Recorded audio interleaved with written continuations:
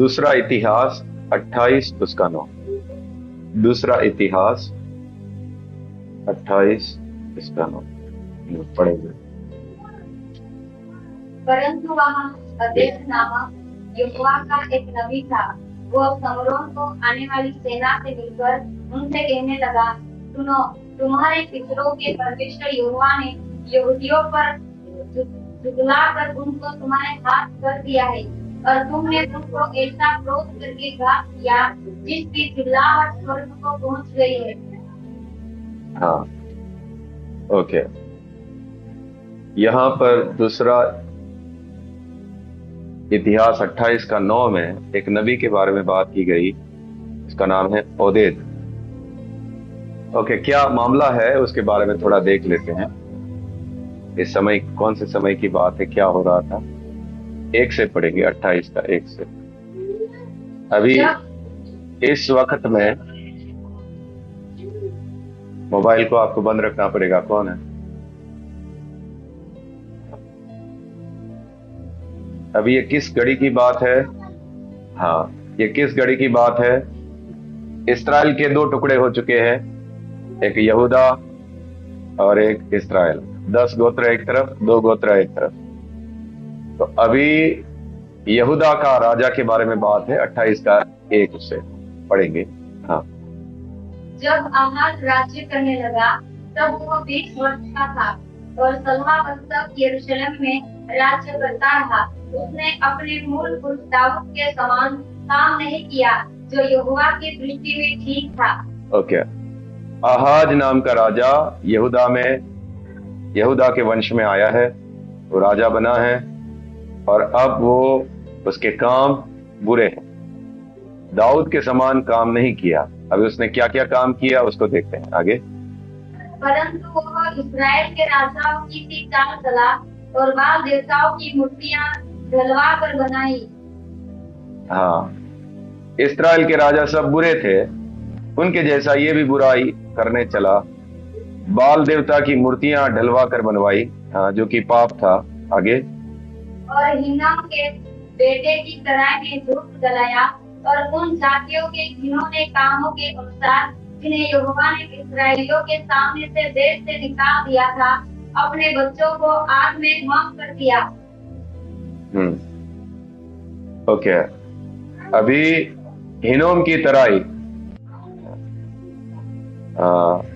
उसमें बच्चों को जलाया उसने, अपने बच्चों को। अभी यहां पर क्या हो रहा है? हिनोम की तराई थी, उसमें उसने क्या किया? बच्चों को आग में जलाया। होम बलि करते थे बच्चों को। ये परमेश्वर की नजर में घृणित था। ऐसा ऐसा पाप किया। जो नए जन्मे हुए बच्चे होते हैं वो इस देवता के सामने आग में होम बलि करते हैं, उसको प्रसन्न करने के लिए।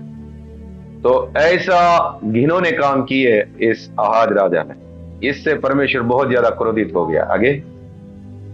ऊंचे स्थानों पर और पहाड़ियों पर और सब हरे वृक्षों के नीचे वो बलि चढ़ाया और धूप जलाया करता था। हर जगह देवी देवताओं का मूर्तियां बनाना शुरू कर दिया। ऊंचे स्थानों में, यानी कि पहाड़ों पे, जैसे यहाँ सोनगढ़ में है, जूनागढ़ में है।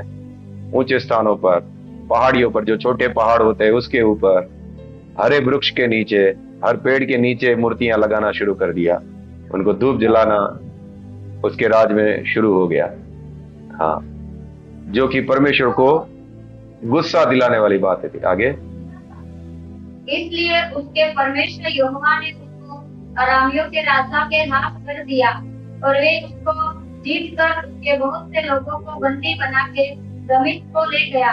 वो इस्राएल के राजा के वश में कर दिया गया, जिसने उसे बड़ी मार से मारा। ओके। 2 लोग उसके ऊपर चढ़ाई किया, यहूदा के ऊपर। पहला अरामियों के राजा, उनके हाथ में कर दिया गया यहूदा राज्य। हाँ, और दूसरा इस्राएल। इस्राएल के जो 10 गोत्र थे उसमें जो राजा था, उसका नाम था, इधर ही आगे लिखा है, पेकह। पेकह नाम का राजा था, उसने चढ़ाई किया। और ये सारा कुछ हो रहा है, परमेश्वर का न्याय पड़ रहा है यहूदा के ऊपर। बच्चों को होम किया जा रहा है। वो बच्चे किसके हैं? जो अब दाऊद के वंश में आए हुए बच्चे हैं, उनको होम कर रहा है, चुने हुए लोगों को होम कर रहा है। हर जगह मूर्तों को बिठा रहा है। परमेश्वर ने न्याय किया, अरामी लोगों के हाथ में और इस्राएलियों के हाथ में इस यहूदा के राजा को कर दिया। हाँ, अब क्या होता है आगे? रमल्याह के पुत्र पेकह ने यहूदा में एक ही दिन में 1,20,000 लोगों को जो सब के सब वीर से घात किया, क्योंकि उन्होंने अपने पितरों के परमेश्वर यहोवा को त्याग दिया था। हाँ, 1,20,000 योद्धाओं को खत्म कर दिया गया। जब परमेश्वर साथ नहीं है तो योद्धा किस काम का? परमेश्वर की आशीष नहीं है तो योद्धा भी चूर चूर हो जाएंगे। तो इस्राएल ने 1,20,000 लोगों को मार घात कर दिया, सैनिकों को। आगे, जिक्री नामक एक एप्रीमी वीर ने मासयाह नामक एक राजपुत्र को और राजभवन के प्रधान अजरिकाम को और एल्काना को जो राजा का मंत्री था मार डाला। राजपुत्र को भी यहाँ पे मार डाला गया। आगे, इस्राएली अपने भाइयों में से स्त्रियों, बेटों और बेटियों को मिलाकर 2 लाख लोगों को बंदी बनाके और उनकी बहुत लूट भी छीन कर समरोन की ओर ले चले। हाँ, अब इस्राएली लोग बंदी बनाकर लेके जा रहे हैं। किसको? अपने ही भाइयों को। जो यहूदा के लोग हैं उसके ही भाई है, उनको बंदी बनाकर लेके जा रहे हैं, नंगे करके उनको बंदी बनाकर लेके जा रहे हैं। हाँ, फिर परंतु वहाँ ओदेद नामक यहोवा का एक नबी था। वो समरोन को आने वाली सेना से मिलकर उनसे कहने लगा, सुनो, तुम्हारे पितरों के परमेश्वर यहोवा ने यहूदियों पर झुलाकर उनको तुम्हारे हाथ कर दिया है, और तुमने उनको ऐसा क्रोध करके घात किया जिसकी चिल्लाहट स्वर्ग को पहुंच गई है। 1,20,000 कितने होते हैं? इतने लोगों को मारा है, और बाकी की कितने लोगों को? 2 लाख लोगों को वो बंदी बनाकर लेके जा रहे हैं। तो उसमें स्त्रियां होगी, आदमी हो गए, सबको नंगा करके जंजीरें बांध कर लेके जा रहा है। और ये नबी जाता है उनके सामने और उनसे बात करता है कि जरूर इन लोगों को ऊपर परमेश्वर का न्याय पड़ा है, लेकिन जो तुमने किया है इसकी वजह से चिल्लाहट स्वर्ग तक पहुंची है। तुमने भी कोई अच्छा काम नहीं किया है। आगे, अब तुमने ठान लिया है कि यहूदियों और यरूशलेमियों को अपने दास दासी बनाकर दबाए रखो। क्या तुम भी अपने परमेश्वर यहोवा के यहाँ दोषी नहीं हो? हाँ, उनका दोष बता रहा है। तुम उनको दास दासी बनाकर दबाना चाहते हो, ये परमेश्वर की नजर में तुम्हारा दोष है। आगे, इसलिए अब मेरी सुनो और इन बंदियों को जिन्हें तुम अपने भाइयों में से बंदी बना के ले आए हो लौटा दो। यहोवा का क्रोध तो तुम पर भड़का है। हाँ, अब सुनो, ये बंदियों को लौटा दो। परमेश्वर का क्रोध तुम्हारे ऊपर है, इस्राएलियों को बोला जा रहा है। जरूर यहूदा के ऊपर भी है, लेकिन तुम्हारे ऊपर भी परमेश्वर का क्रोध भड़का है। जो तुम कर रहे हो, अपनी हदें पार कर रहे हो। हाँ, आगे, तब एफ्राइमियों के कुछ मुख्य पुरुष अर्थात यहनान का पुत्र अजर्याह, मसलेमोत का पुत्र बेरखयाह, सलूम का पुत्र यहजकिय्याह और हदेल का पुत्र अमास लड़ाई से आने वालों का सामना करके उनसे कहने लगे। हाँ, उनके अगुवे लोग सहमत हो गए इस्राएल के। हाँ, क्या कहने लगे? तुम इन बंदियों को यहाँ मत ले आओ, क्योंकि तुमने वो बात ठान ली है जिसके कारण हम यहोवा के यहाँ दोषी हो जाएंगे और उससे हमारा पाप और दोष बढ़ जाएगा। हमारा दोष तो बड़ा है और इस्राएल पर बहुत क्रोध भड़का है। हाँ, अगुवे लोग आकर राजा को बोल रहे हैं ये अभी नहीं करेंगे, परमेश्वर का क्रोध भड़का है हमारे ऊपर, इन लोगों को जाने देते हैं। हाँ, तब उन हथियार बंदों ने बंदियों और लूटों को हाकिमों और सारी सभा के सामने छोड़ दिया। हाँ, छोड़ दिया उनको। आगे, तब जिन पुरुषों के नाम ऊपर लिखे हैं, उन्होंने उठकर बंदियों को ले लिया और लूट में से सब नंगे लोगों को कपड़े और जूतियां पहनाई और खाना खिलाया और पानी पिलाया और तेल मला और सब निर्बल लोगों को गदों पर चढ़ाकर यरीहो को, जो मजदूर का नगर कहलाता है, उनके भाइयों के पास पहुंचा दिया। तब वे शमरोन को लौट आए। ओके। यहूदा का राजा आहाज पाप करता है, घिनौने पाप करता है, बच्चों को होम करता है, मूर्ति पूजा शुरू कराता है, परमेश्वर का क्रोध भड़कता है और परमेश्वर दो राज्य के हाथ में यहूदा को कर देता है, अरामी लोगों के हाथ में और इस्राएली लोगों के हाथ में। और इस्राएली लोग कुछ ज्यादा ही अपनी हद पार करके यहूदा के लोगों के ऊपर हमला करते हैं। 1,20,000 लोगों को मार डाला जाता है जो कि योद्धा थे, और बाकी 2 लाख लोगों को, 2 लाख बहुत बड़ी संख्या होती है, उन लोगों को नंगा करके लेके जा रहा है, हथकड़ियां मार लगा के। ऐसे समय में ये नबी आता है ओदेद नाम का, और ये जीते हुए राजा का सामना करता है। 1,20,000 लोगों का वध करके निकला हुआ है, और उसके सामने ये जाना कोई मामूली बात नहीं है। राजा लोग अड़ियल होते हैं, वो किसी की नहीं सुनते हैं, और ये एक सामान्य नबी, वो जाता है, उसका सामना करता है और बोलता है तू जो कर रहा है ठीक नहीं है। देखिए, ये इस तरह की सेवा करना जान जोखिम में डाल के वो जा रहा है, तुरंत ही उसको पकड़ के मार डाला जा सकता है। 1,20,000 को मार के आया हुआ है। हाँ, तुम मेरे सामने जबान लड़ाएगा, मैं गलत कर रहा हूं। राजा लोग अड़ियल होते थे। और इसमें देखिए, नबियों की या परमेश्वर की जो सच्चाई से सेवा करते हैं, उनका शान ये होना चाहिए, चाहे कैसी भी परिस्थिति क्यों ना है, चाहे कोई भी क्यों ना हो, उनको सत्य बोलना है। उसके लिए चाहे जेल हो, चाहे मौत हो, वो उसका इनाम। किसी को याद है ऐसा हानि में पड़ गए बोलने की वजह से? हाँ, सत्य बोलने की वजह से खतरे में पड़ गए ऐसे लोग?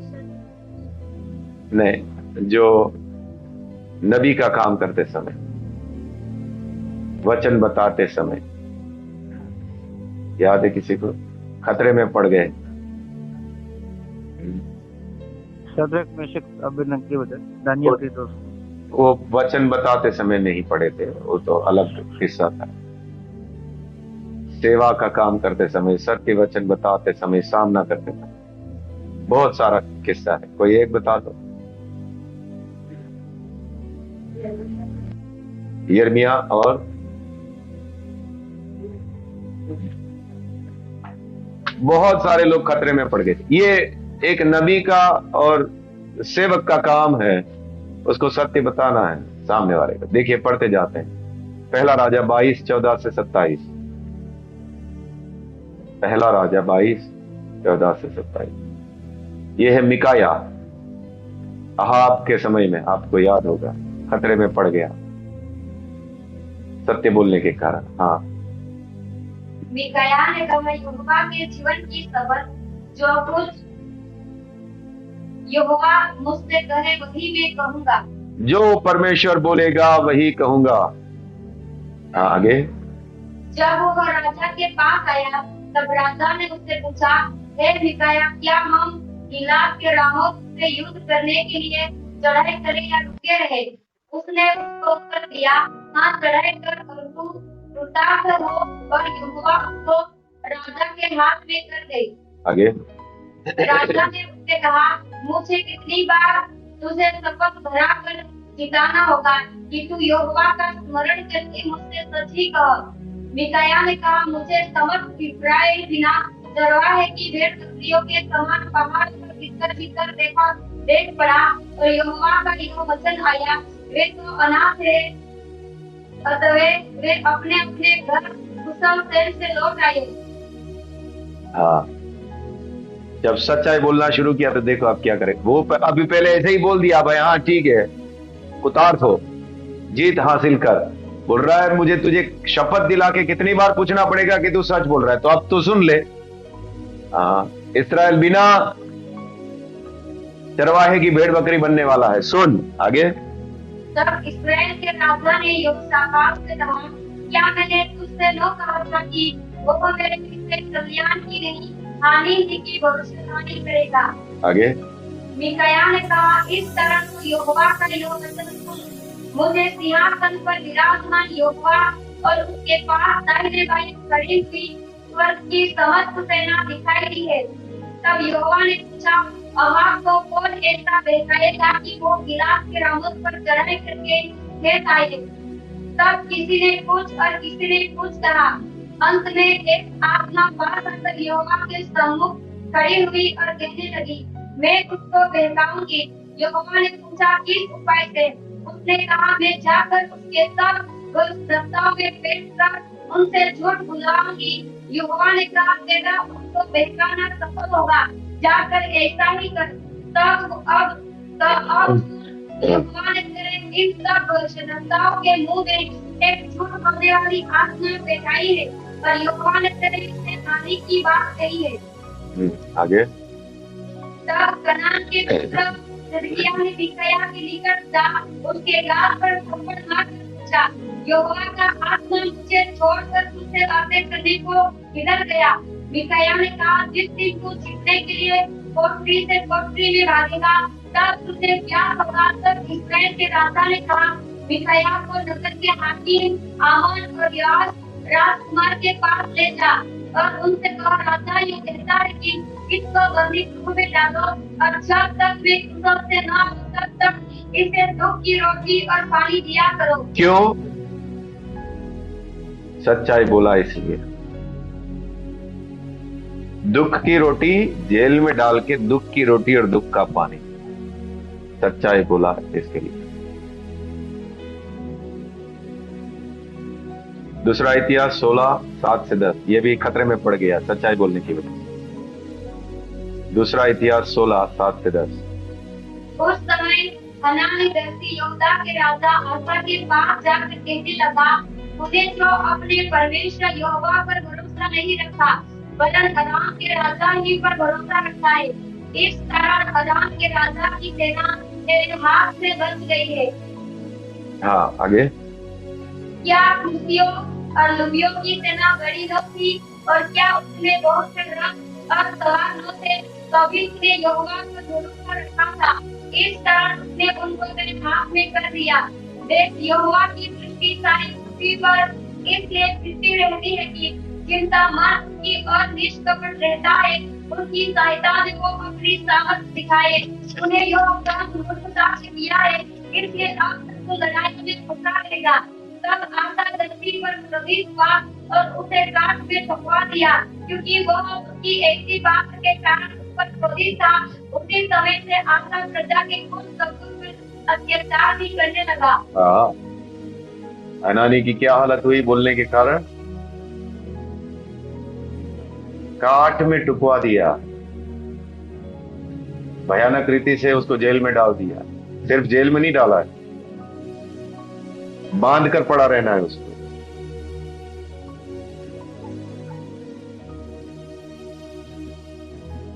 यिर्मयाह की हालत देखो, 20 का 1 से 11। यिर्मयाह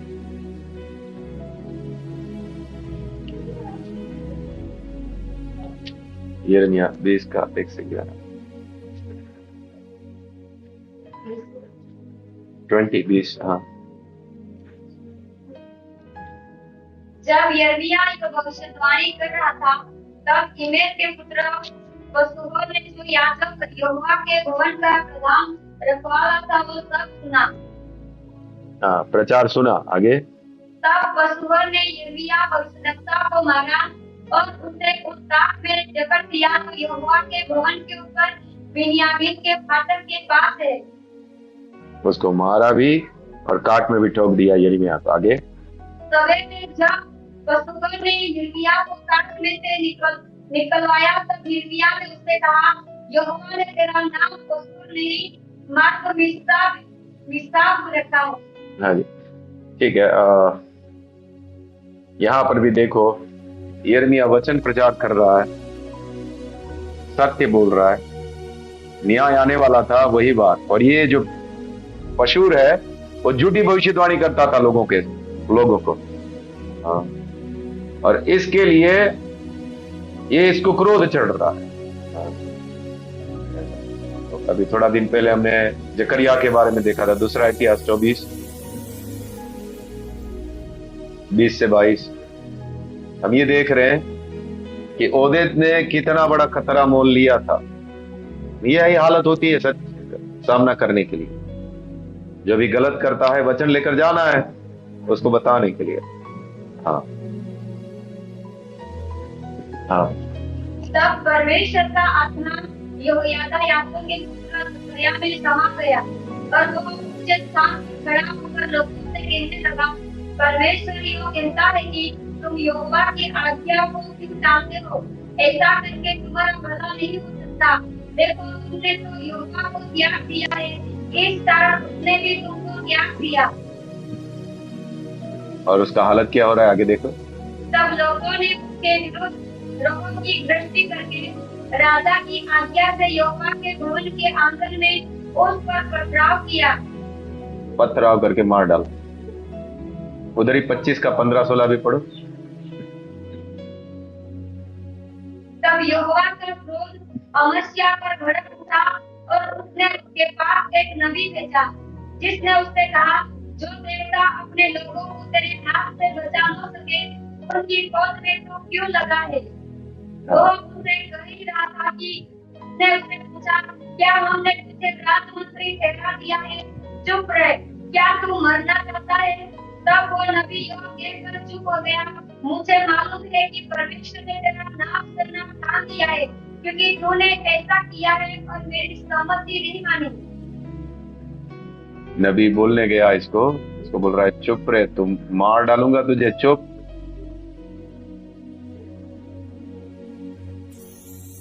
हाँ। और अभी भी यही है। मत्ती 5:11-12 पढ़िए। अभी नया नियम में ऐसा नहीं है कि आप और मैं अच्छा बोलने के लिए बुलाए हुए। आगे है, धन्य है तुम जब मनुष्य मेरे कारण तुम्हारी निंदा करे और सताए और झूठ बोल तुम्हारे विरुद्ध सब प्रकार की बुरी बात कहे। तब आनंदित और मगन होना, क्योंकि तुम्हारे लिए स्वर्ग में बड़ा फल है, इसलिए कि उन्होंने उन भविष्यवक्ताओं को जो तुमसे पहले से इसी रीति से सताया था। जब जैसे पुराने नियम के भविष्यवक्ताओं को सताया, तुम्हें भी सताया जाएगा। लूका 6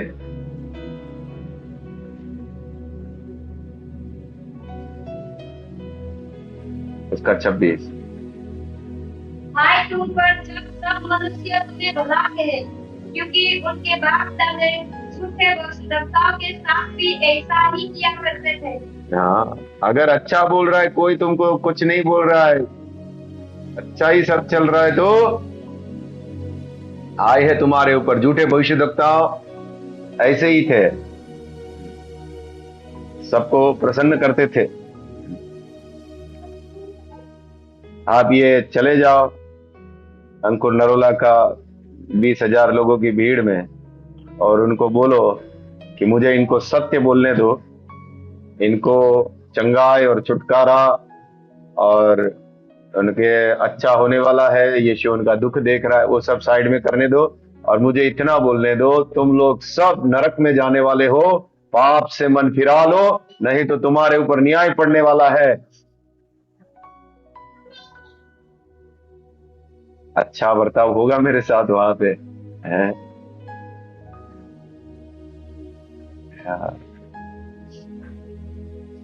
और सच क्या है? वही सच है। तुम लोग जो ढूंढ रहे हो, तुम्हारे साथ धोखा हो रहा है। सच्चाई ये है, तुमको पाप से मन फिराने की जरूरत है, नहीं तो तुम्हारे ऊपर परमेश्वर का न्याय आने वाला है। तुम ये संसार की आशीषें ढूंढ रहे हो। परमेश्वर बोलता है, संसार और संसार की वस्तुओं पर मन मत लगाओ, पृथ्वी की नहीं स्वर्गीय वस्तुओं की खोज में रहो। फिर मुझे अच्छा अच्छा बोलेंगे। अंकुर नरोला भी अगर ये बोले अब तो वो सिंहासन पर बैठता है, आपने देखा है वो सफेद सिंहासन पर बैठता है, फिर वो सिंहासन पर से उतार दिया जाएगा, पब्लिक उसको उतार देगी। अब तू लायक नहीं है सिंहासन पर इस पृथ्वी पर बैठने के, क्योंकि तू अच्छा बात नहीं कर रहा। हम जो सुनना चाहते हैं वो तू नहीं बोल रहा।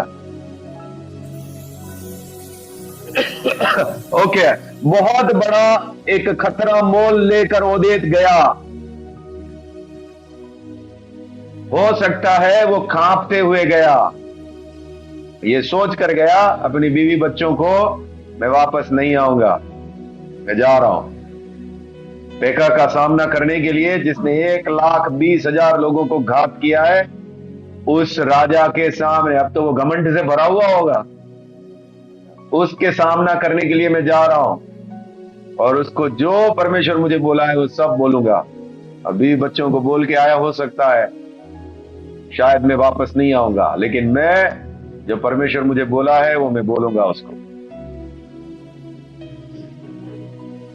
पहली बात, ओदेद के अंदर वो साहस था इस राजा का सामना करने का।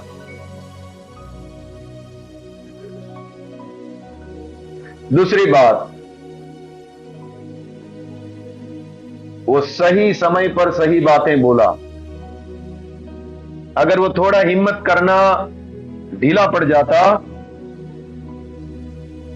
वो बाद में अगर बोलने जाता, तब ये गुलाम बन जाते थे, तब कुछ नहीं हो सकता था। अभी रास्ते में ही है, तभी उसको छुड़ाने के लिए सही समय पर जाकर बोल रहा है वो।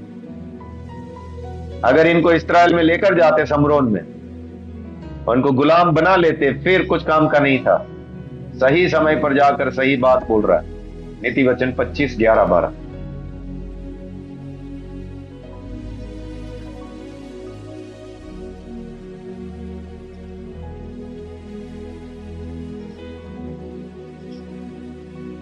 जैसे चांदी की टोकरियों में सोने के सेब हो, वैसे ठीक समय पर कहा हुआ वचन होता है। जैसे सोने का नक और कुंदन का जेवर अच्छा लगता है, वैसे ही मारने वाले के कान में बुद्धिमान की डांट भी अच्छी लगती है। ठीक समय पर कहा हुआ वचन क्या ही सुंदर होता। यिर्मयाह 1:7-8।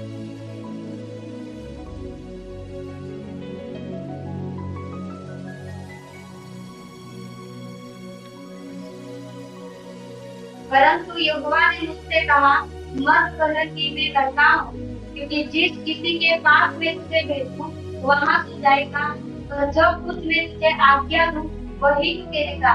तू उनके मुख को देखकर मत डर, क्योंकि तुझे छुड़ाने के लिए मैं तेरे साथ हूँ। यहोवा की ये वाणी है।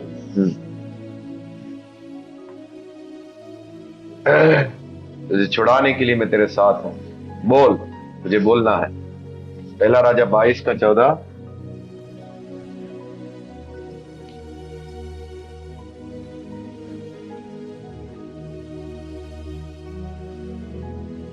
मिकाया ने कहा, यहोवा के जीवन की शपथ, जो कुछ यहोवा मुझसे कहे वही मैं कहूंगा। परमेश्वर जो बोलेगा बोला जाएगा, चाहे जो परिस्थिति होगी। धन्य है, ऐसा सेवक ढूंढना मुश्किल है भाई अभी। हाँ,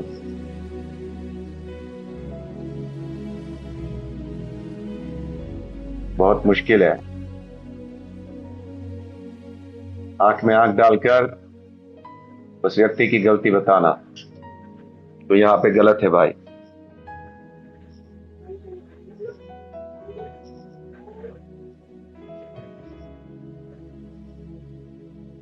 यहेजकेल 2:3-5।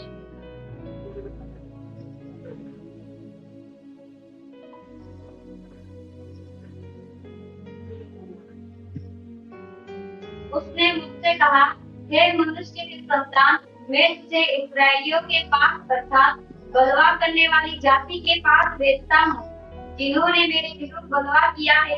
उनके पुरखा और वे भी आज के दिन तक मेरे विरुद्ध अपराध करते चले आए हैं। इस पीढ़ी के लोग जिनके पास मैं तुझे भेजता हूँ, वे निर्लज और हठीले हैं। आगे। और तो उनसे कहना, प्रभु यहोवा कहता है, इससे वे जो बदला करने वाले घराने के हैं, चाहे वे सुने या न सुने, तो भी वे इतना जान लेंगे कि हमारे बीच एक भविष्यद्वक्ता प्रकट हुआ है। आमीन। हाँ जी, जो बोले, जिसको बोले, जिस समय बोले, बोलना।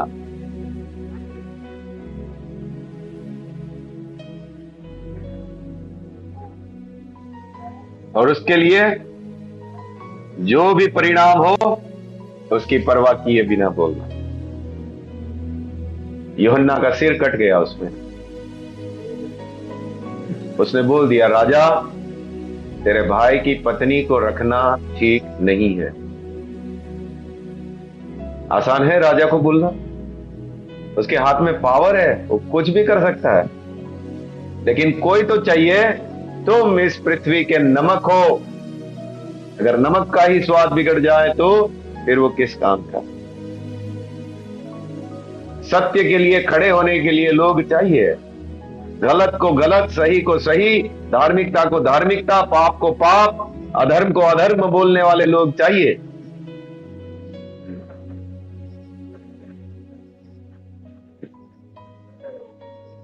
नमक बहुत मुश्किल है अभी ढूंढना।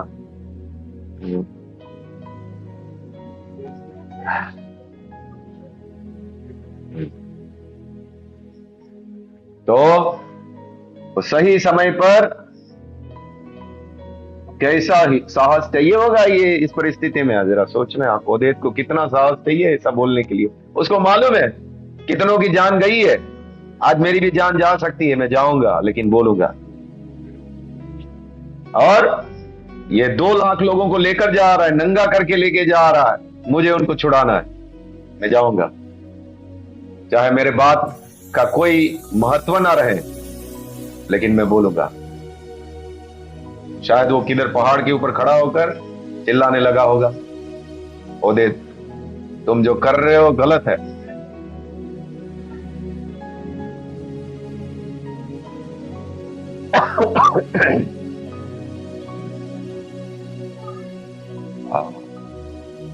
यशाया 50 का 4।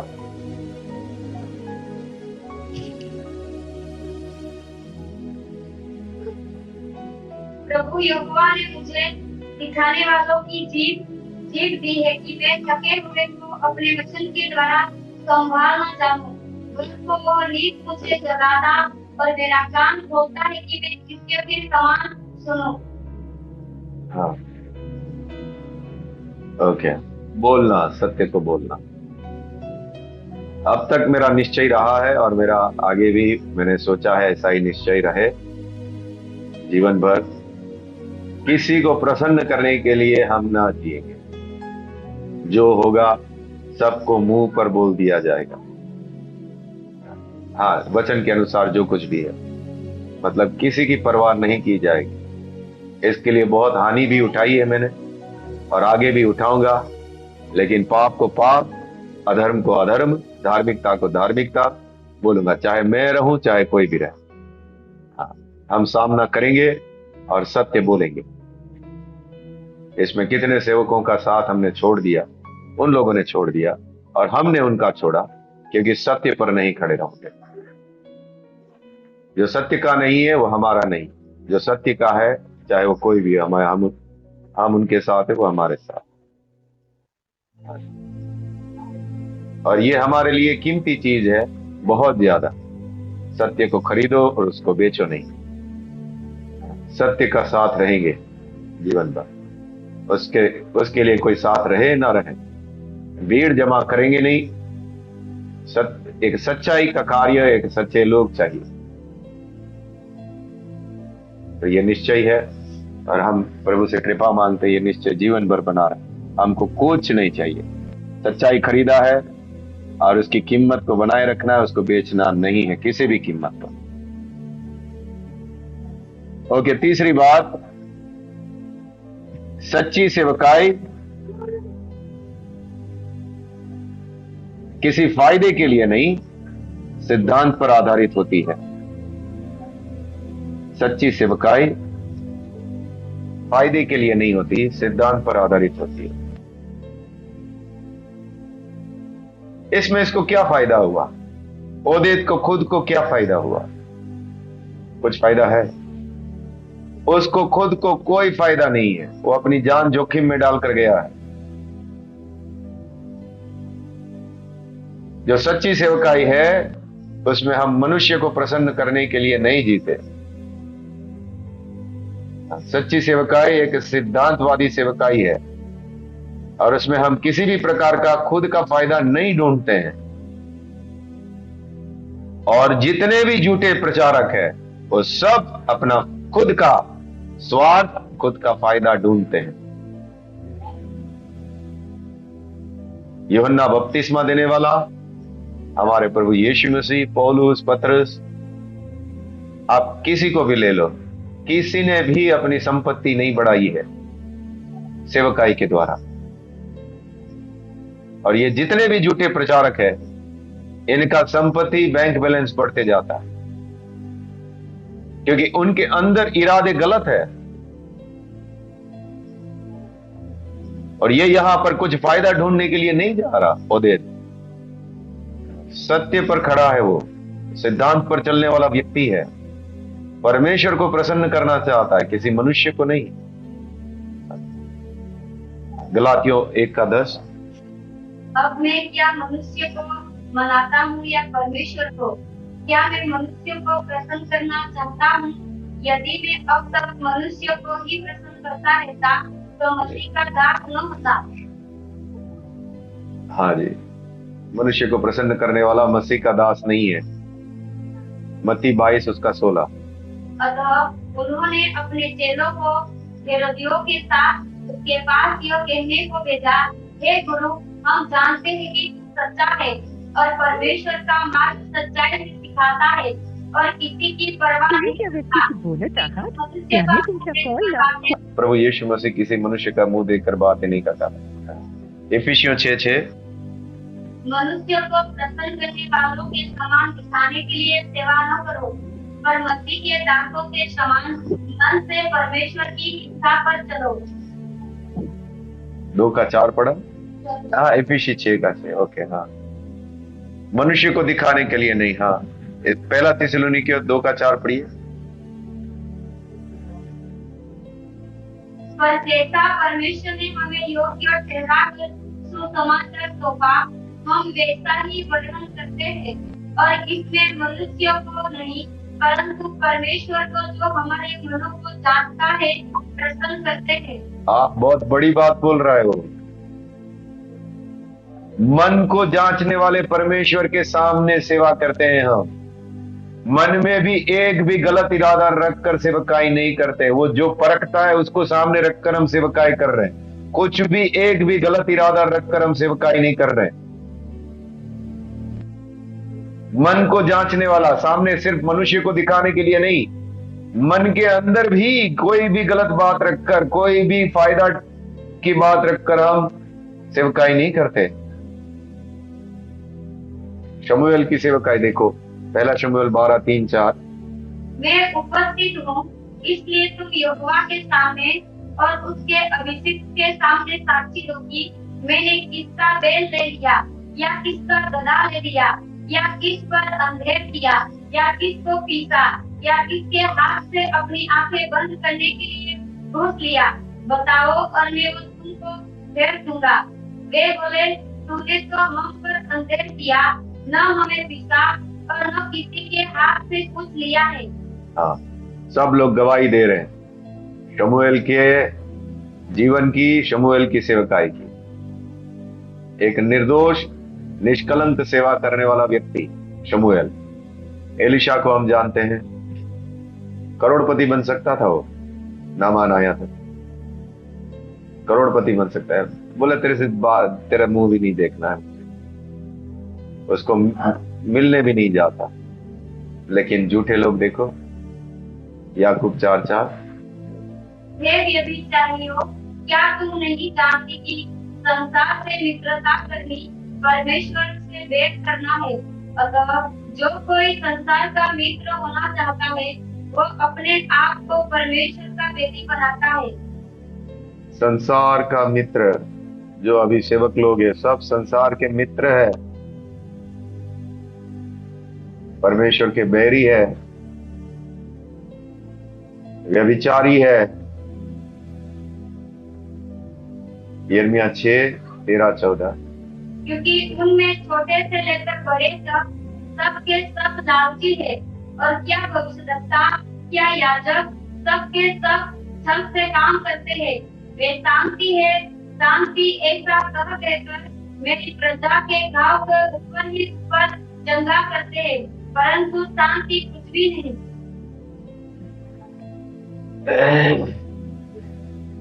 यही हालत है अभी यिर्मयाह 6:13-14 कलीसिया की।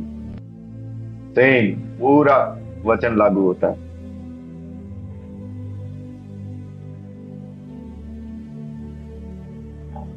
याकूब का 4 कुछ नहीं करते। 4 का 4। ओके, हाँ ने उनको बोला सच्ची सेवकाई जो होती है उस सिद्धांत के ऊपर है, फायदे के ऊपर नहीं है। वो मनुष्य को प्रसन्न करने की सेवकाई नहीं है। जो गलत करने वाले हैं उनको बोला जाता है ये गलत है, और ये जब आ रहा है ये नबी ओदेद, वो यहूदा कोई अच्छा है नहीं बोल रहा। हाँ देखिए उसका वचन, वो यहूदा के पाप को ढांप नहीं रहा, वो बराबर यहूदा की भी गलती बताता है और इस्राएल को बोलता है उनकी गलती भी है और तुम्हारी गलती भी क्या है वो क्लियरली समझ लो। दूसरा इतिहास 28 का 9। परमेश्वर की इच्छा अच्छे से जानता है। दूसरा इतिहास 28, 1 मिनट, 9 नहीं, मैं हाँ आप पढ़िए 9 से। परंतु वहाँ अदेश नामक यहोवा का एक नबी था।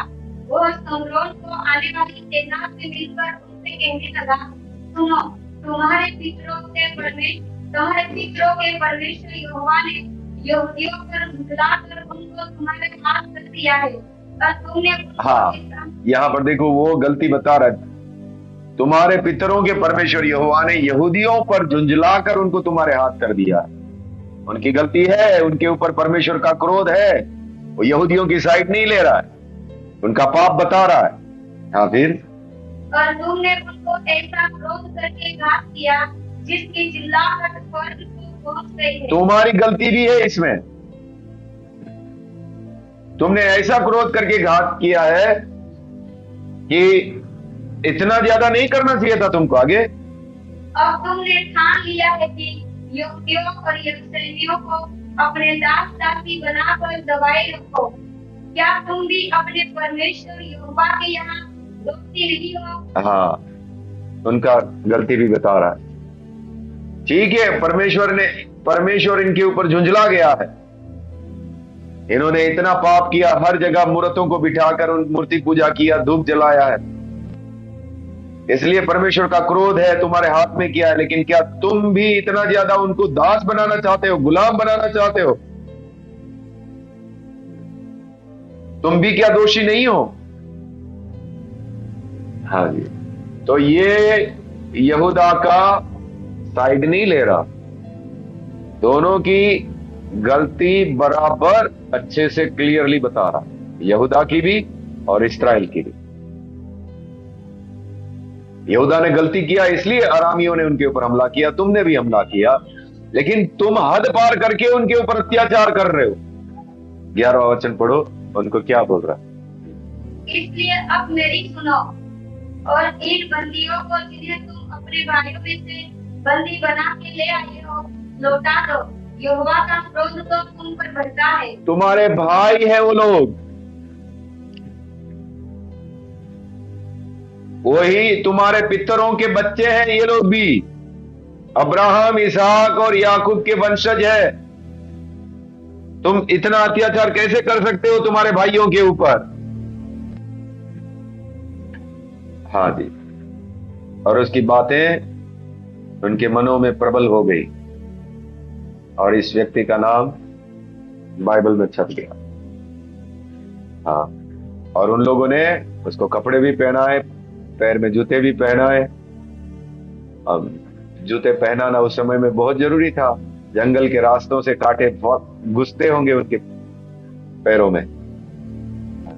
जूते भी पहनाए, कपड़े भी पहनाए, उनको खाना भी खिलाया, फिर लौटा दिया।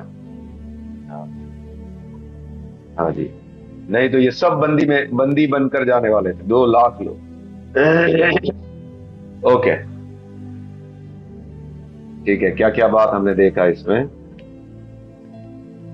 एक बहुत बड़ा साहस करके अपनी जान जोखिम में डालकर ओदेद जा रहा है और सही समय पर वो साहस करके बोलता है। उनका मुंह देखे बिना, राजा है तो भी बोलूंगा, परमेश्वर की वाणी उसके सामने बोलूंगा। और सच्ची सेवकाई फायदे के आधार पर नहीं है। उसको कुछ फायदा नहीं हुआ उससे, लेकिन हाँ, परमेश्वर को प्रसन्न जरूर किया। इसी तरह के रिस्क लेने से, इसी तरह की सत्य पर खड़े रहने से ही हम परमेश्वर के सच्चे लोग साबित होते हैं। अभी हमने पढ़ा लूका 6 में, हाय है तुम पर जब सब लोग तुम्हारे से अच्छा अच्छा बोले, क्योंकि सब मनुष्य पापी है और सब तुमको अच्छा बोल रहे हैं, मतलब तुम उनके पाप उनको बता नहीं रहे हो।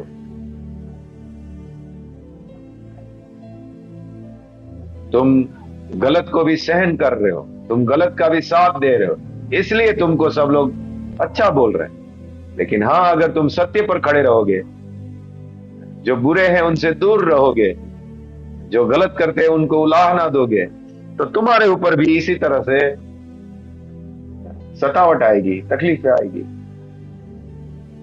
हाँ, ठीक है। तो ओदेद को हम देखते हैं, एक सच्चा सेवक एक खतरा मोल लेकर परमेश्वर का वचन लेकर जाता है, दोनों की गलतियां बोलता है, यहूदा की भी, इस्राएल की भी, और इस्राएल को याद दिलाता है ये कोई दुश्मन नहीं है, ये तुम्हारे भाई है, तुमको इतना अत्याचार नहीं करना चाहिए उनके ऊपर। और उसके वचन प्रबल हुए, उनको छोड़ दिया जाता है, उनको यहूदा में वापस भेज दिया जाता है। ठीक है, इसमें और कोई बात किसी को कुछ पूछना है तो पूछ सकते हैं, नहीं तो आखिरी प्रार्थना।